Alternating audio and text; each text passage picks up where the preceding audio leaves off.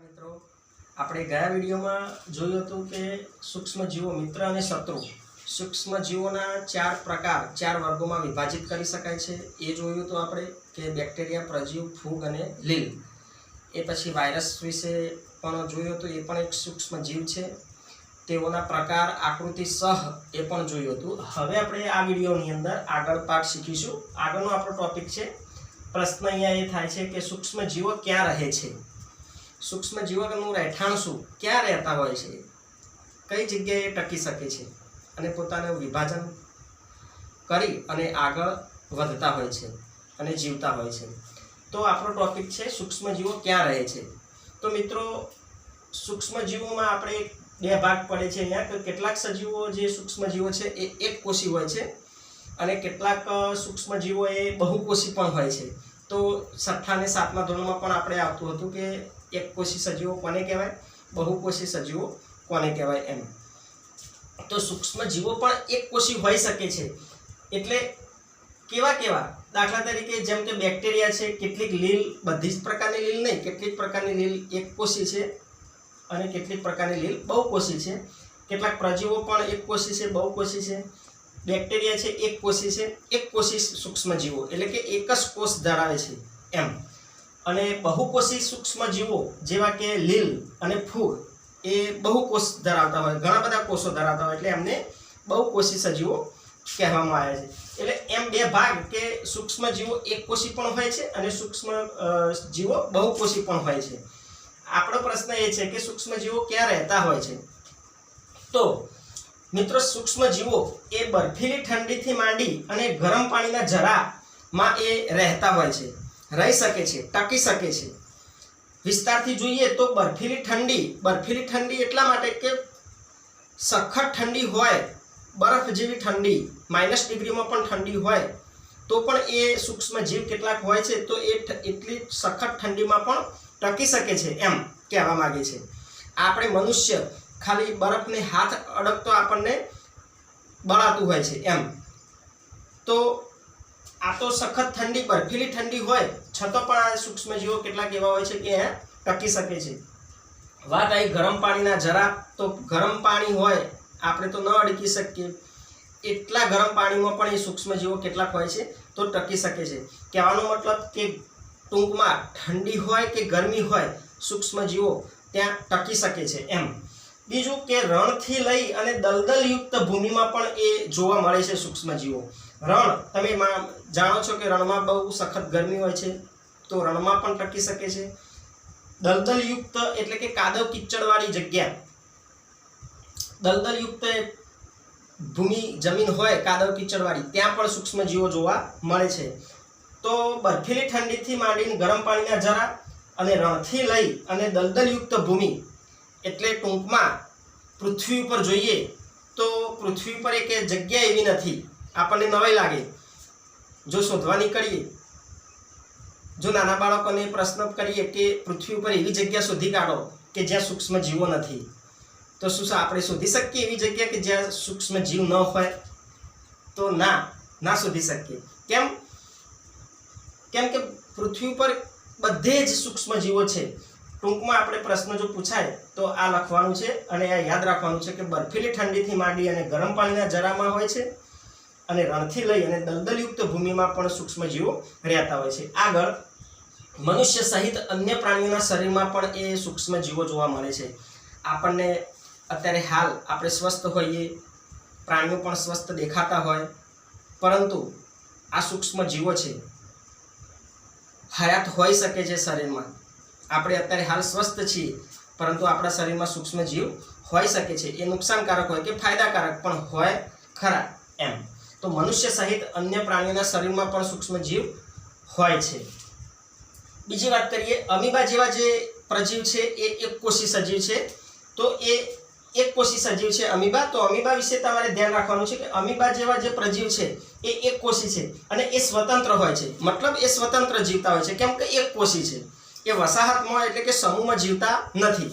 તો અહીંયા નાની નાની બાબતો આપણે થોડી ધ્યાન રાખવાની છે કેમ કે પરીક્ષામાં બહુ પૂછાય છે. તો અમીબા જેવા જે પ્રજીવ છે એ એકકોષી સજીવ એ એકલા જીવતા હોય છે, સ્વતંત્ર રીતે જીવતા હોય છે.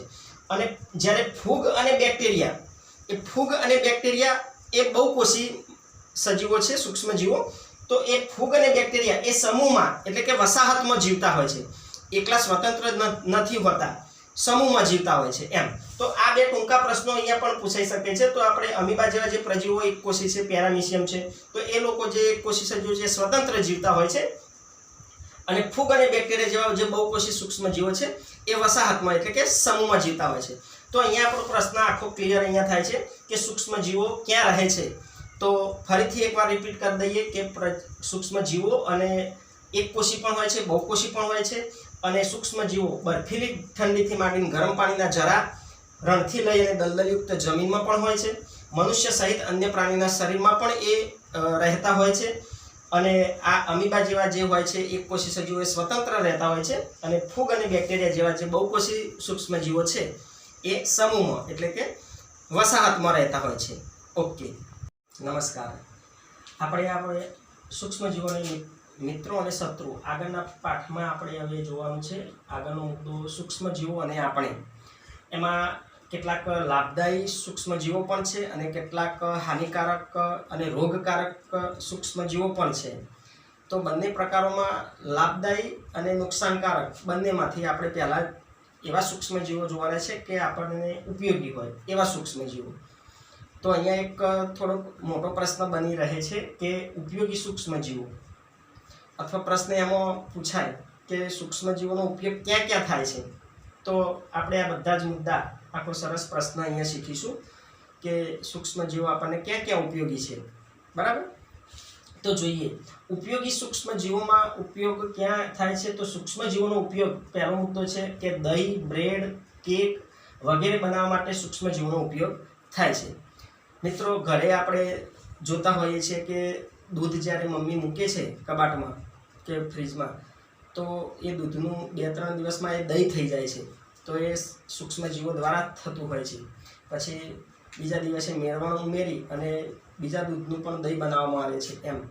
તો આપણે ઘરેલું પ્રક્રિયાથી આપણને ખ્યાલ આવે છે. બીજું કે બ્રેડ બનાવવા માટે, કેક બનાવવા માટે કે જે એવી વસ્તુઓ છે કે જેનું આથવણ ફૂલાવવા માટે એ સૂક્ષ્મ જીવોનો ઉપયોગ થતો હોય છે. તો દહીં, બ્રેડ, કેક વગેરે વસ્તુ આપણી જે ખાદ્ય વસ્તુઓ છે એ બનાવવા માટે સૂક્ષ્મ જીવો બહુ ઉપયોગી છે. બીજો મુદ્દો છે કે પ્રાચીન કાળ એટલે કે જૂના જમાનાથી એનો સૂક્ષ્મ જીવોનો ઉપયોગ કરવામાં આવે છે. કે શાના ઉપયોગ? તો આલ્કોહોલ બનાવવા માટે. તો યાદ રાખો કે બહુ જૂના જમાનાથી, પ્રાચીન કાળથી આલ્કોહોલ બનાવવા માટે પણ સૂક્ષ્મ જીવોનો ઉપયોગ થતો આવ્યો છે. નેક્સ્ટ મુદ્દો છે કાર્બનિક કચરાનું વિઘટન કરી અને ઉપયોગી પદાર્થોમાં ફેરવવા માટે સૂક્ષ્મ જીવો આપણને ઉપયોગી છે. તો કાર્બનિક કચરો એટલે કેવો? કે પ્રાણીઓનું મળમૂત્ર હોય, વનસ્પતિનો કચરો હોય. તો આ બધું જે એ બધું કોહવડાવી, વિઘટન કરી એટલે કોહવડાવી, અને એ કોહવડાવવામાં મદદ કોણ કરે છે? તો સૂક્ષ્મ જંતુઓ. આપણે ઉકરડામાં બધું નાખ્યું, પ્રાણીઓના મળમૂત્ર, વનસ્પતિનો કચરો, તો એ બધું સડે છે, અને એ સડવામાં કોણ ભાગ ભજવે છે? તો સૂક્ષ્મ જીવો દ્વારા એ બધું સડે છે, વિઘટન પામે છે. અને એ બધો જ કાર્બનિક કચરો એ શામાં ફેરવાઈ જાય છે? ઉપયોગી પદાર્થોમાં, જેને આપણે ખાતર કહીએ છીએ. તો એ મુદ્દો આપણે યાદ રાખવાનો છે કે કાર્બનિક કચરો જે છે એનું વિઘટન કરી એટલે કે સડાવી અને ઉપયોગી પદાર્થો એટલે કે ખાતરમાં ફેરવવામાં એ સૂક્ષ્મ જીવો મદદરૂપ થાય છે. આગળનો મુદ્દો છે ઔષધિ બનાવવા માટે પણ કેટલાક સૂક્ષ્મ જીવો ઉપયોગી છે. અને નાઇટ્રોજનનું જમીનમાં સ્થાપન કરવા માટે એ સૂક્ષ્મ જીવો જરૂરી છે. આપણે 7મા ધોરણમાં પણ એ આવતું હતું કે, અને 8મા ધોરણમાં પણ પહેલા પાઠમાં આપણે જોયા હતા કે જે કઠોળ વર્ગની વનસ્પતિ છે એની મૂળમાં જે રાઇઝોબિયમ નામના બેક્ટેરિયા છે, એ રાઇઝોબિયમ નામના બેક્ટેરિયા શું કરે છે કે વાતાવરણમાંથી જે નાઇટ્રોજન છે એ જમીનમાં સ્થાપિત કરે છે. તો એ અહીંયા હવામાંનો નાઇટ્રોજન એ સૂક્ષ્મ જીવો શું કરે છે? એ જમીનમાં સ્થાપિત કરે છે. એટલે જમીનનું બંધારણ સુધરે, એટલે જમીન ફળદ્રુપ થાય. તો મિત્રો, કૃષિ ક્ષેત્રે પણ જમીનની જે ફળદ્રુપતા છે એ વધારવા માટે પણ સૂક્ષ્મ જીવો આપણને બહુ ઉપયોગી છે. તો આ બધા ઉપયોગો છે. તો સૂક્ષ્મ જીવોની ઉપયોગિતા લખો એવો પ્રશ્ન પૂછાય તો આપણે આવા બધા મુદ્દા લખી શકીએ છીએ. નમસ્કાર મિત્રો, આપણે હવે આગળનો મુદ્દો જોવાનો છે. દહીં અને બ્રેડ બનાવવા માટે કેટલાક બેક્ટેરિયા અહીંયા ઉપયોગી છે. તો આપણે આગળ વાત કરી એમ કે દહીં બનાવવા માટે બેક્ટેરિયા જરૂરી છે, પણ અહીંયા એક ટૂંકો પ્રશ્ન પૂછાય છે, તમારે યાદ રાખવાનું છે, બેક્ટેરિયાનું નામ પણ યાદ રાખવાનું છે કે દૂધમાંથી દહીં બનાવવા માટે કયા બેક્ટેરિયા વપરાય છે. તો એ બેક્ટેરિયાનું નામ છે લેક્ટોબેસિલસ બેક્ટેરિયા. તો નામ સાથે ટૂંકો પ્રશ્ન પૂછાય, ખાલી જગ્યા પૂછાય, વિકલ્પ પૂછાય કે ગમે તે ટૂંકો શોર્ટ ક્વેશ્ચન પૂછાય તો યાદ રાખવાનું કે લેક્ટોબેસિલસ નામના બેક્ટેરિયા એ દૂધમાંથી દહીં બનાવે છે, એટલે કે દૂધમાંથી દહીંમાં રૂપાંતરિત થાય છે. આપણા ઘરે મેં આગળ વાત કરી એમ કે મમ્મી શું કરે છે કે દૂધને મૂકી રાખે છે. એ અહીંયા બે પ્રવૃત્તિ છે, એ સમજવા જેવી છે.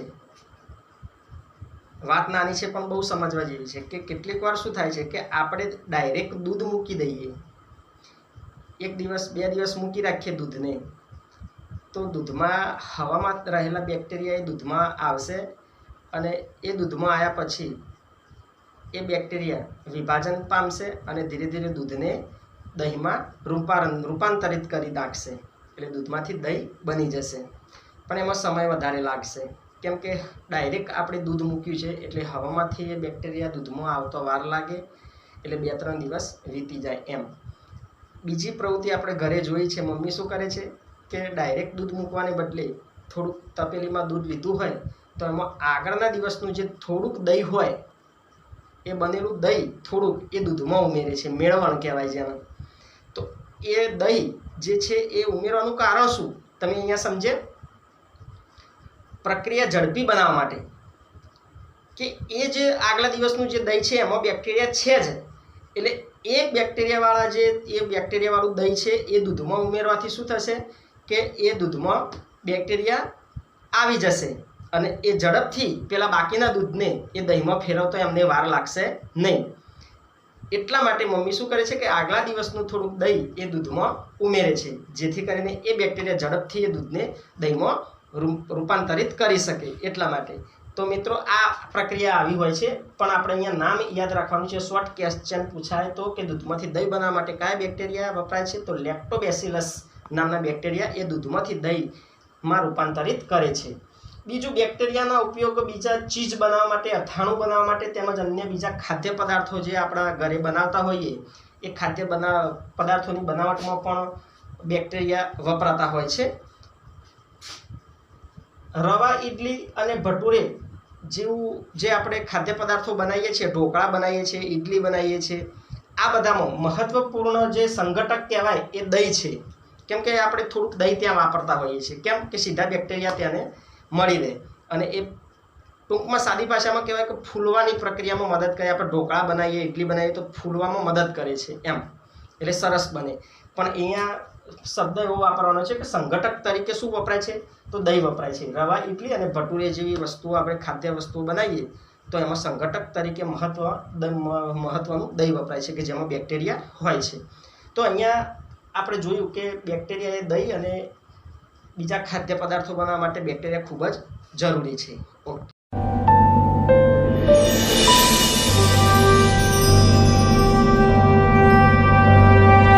मुट्ठी में कुछ सपने लेकर भर कर जेबों में आशाएं, दिल में है अरमान यही कुछ कर जाएं. सूरज सा तेज नहीं मुझ में, दीपक सा जलता देखोगे. सूरज सा तेज नहीं मुझ में, दीपक सा जलता देखोगे. अपनी हद रोशन करने से तुम मुझको कब तक रोकोगे, तुम मुझको कब तक रोकोगे.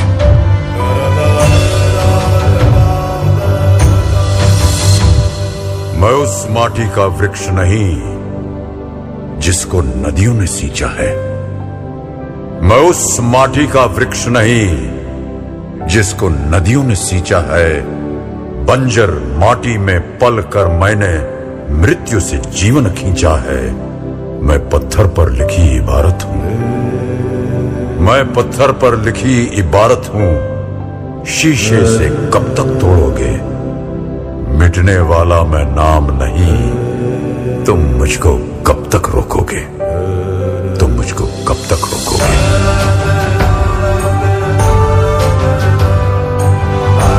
વાત કરીએ વિસનગરની વિસનગરમાં ડિજિટલ શિક્ષણ માટે ખાનગી સંસ્થાએ એક અનોખો પ્રયાસ કર્યો છે.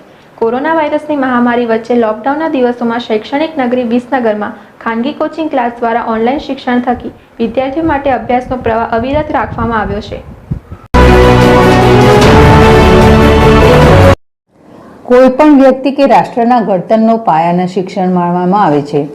કોરોના વાયરસની મહામારીને કારણે સરકાર દ્વારા લોકડાઉન જાહેર કરવામાં આવ્યું છે, જેના પગલે શાળા, કોલેજો, કોચિંગ ક્લાસ સહિતની શૈક્ષણિક સંસ્થાઓ બંધ રાખવામાં આવી છે. જોકે સરકારની સાથોસાથ શૈક્ષણિક નગરી ગણાતા વિસનગરમાં પણ ખાનગી કોચિંગ ક્લાસના 15 જેટલા અનુભવી શિક્ષકોએ ધોરણ 8 થી 12 સાયન્સ સહિતના અભ્યાસક્રમનું ડિજિટલાઇઝેશન કરી ઘરે બેઠા વિદ્યાર્થીઓ અભ્યાસ કરી શકે તેવી વ્યવસ્થા કરી છે, જેમાં શિક્ષકો દ્વારા પોતાના ઘરેથી જ અભ્યાસક્રમનું વિડીયો રેકોર્ડિંગ કરી જીનિયસ ક્લાસ નામની યુટ્યુબ ચેનલ પર વિડીયો અપલોડ કરવામાં આવી રહ્યા છે, જેથી વિદ્યાર્થીઓ પોતાના સમય અને પોતાની અનુકૂળતા મુજબ જાતે જ અભ્યાસ કરી શકે. ડિજિટલ શિક્ષણનો આ પ્રયાસ ગુજરાતી માધ્યમના તમામ વિદ્યાર્થીઓ માટે આશીર્વાદરૂપ સાબિત થયો છે. આ પ્રયાસથી વિદ્યાર્થીઓ લોકડાઉનમાં પણ પોતાનો અભ્યાસ પૂર્ણ કરી શકે છે. અતુલ પટેલ, ZSTV, વિસનગર.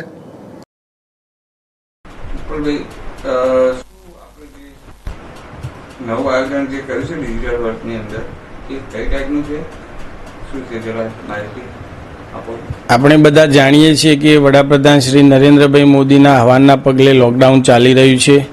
શાળા, કોલેજો, કોચિંગ ક્લાસ બધું બંધ છે, જેના પરિણામે બાળકો આખો દિવસ ઘરે બેસી રહે અને એમના અભ્યાસ ઉપર એની ખરાબ અસર પડતી હોય છે.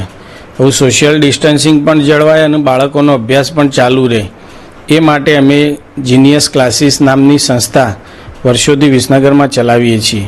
મારા બધા શિક્ષકો અને મેં એવો વિચાર કર્યો કે આપણે સોશિયલ ડિસ્ટન્સિંગ જળવાઈ રહે અને બાળકો ઘરે બેસીને અભ્યાસ કરે એ માટે અમે યુટ્યુબ ઉપર જીનિયસ ક્લાસીસ વિસનગર એ નામની ચેનલ ચાલુ કરી છે, જેમાં ધોરણ 8થી ધોરણ 12 સુધીના બધા ધોરણોના વિષયો ભણાવાય છે અને દરરોજ 4 કલાકના વિડીયો લેક્ચર્સ અપલોડ કરીએ છીએ, જે બાળકો ઘરે બેસીને આરામથી જોઈ શકે છે. આનો રિસ્પોન્સ ખૂબ સારો છે અને ખાસ અગત્યની વાત એ છે કે અત્યાર સુધી અમે ઓફલાઈન ભણાવતા હતા અથવા વિડીયો લેક્ચર્સ મૂકતા હતા ત્યારે માત્ર અમારા બાળકો જ એનો લાભ લઈ શકતા હતા, પરંતુ હવે યુટ્યુબ જેવું સોશિયલ માધ્યમ અપનાવવાથી વિસનગર સિવાયના અમારા ક્લાસીસ સિવાયના બાકીના સમગ્ર ગુજરાતના બાળકો પણ આનો લાભ લઈ શકે છે. અને આનો સૌથી મોટો એ ફાયદો છે કે એકવાર વિડીયો જોયા પછી ફરીવાર પણ તમને કોઈ ડાઉટ હોય તો ફરીવાર તમે વિડીયો જેટલી વાર ઈચ્છા હોય ત્યાં સુધી એ જોઈ શકો છો.